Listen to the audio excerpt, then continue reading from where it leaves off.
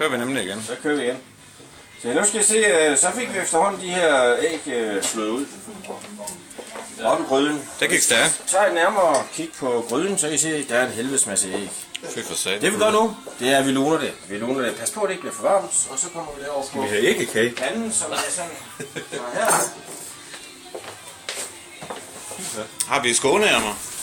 Hygiejne er vigtigt. Hygiejne er vigtigt. Derfor vask hænderne, og vi har grundigt. Vi har faktisk en, vi bruger derovre. Tag godt efter med viskestykke. Den ligger deroppe. Okay. Den er til fingre. Den er til fingre. Så den skal vi huske at bruge hver eneste gang. Også når vi går på toilettet.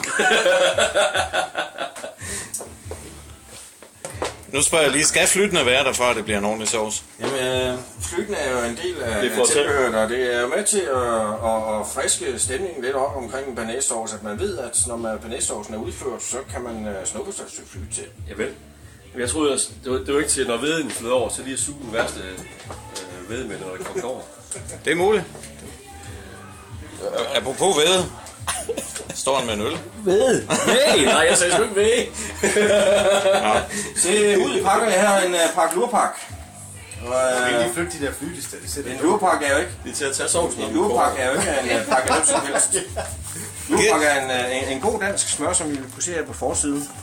Faktisk har der været en lille sag med Fanø Mejeri, som har brugt samme mærke. Men indvendigt kan man se, det er nøjagtigt det samme, om det er lavet på Fanø eller i Skjern. Zoomer lige. Ja. Zoomer. Bare i orden. Har vi den? Yes, vi har den. Smart suge. Vi er altså ved at lave et indslag til YouTube. Bare lige for, hvis I vil være lidt stille.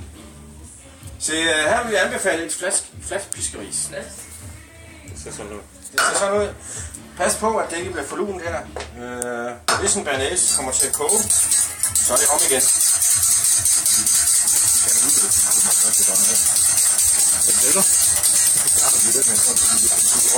Ja.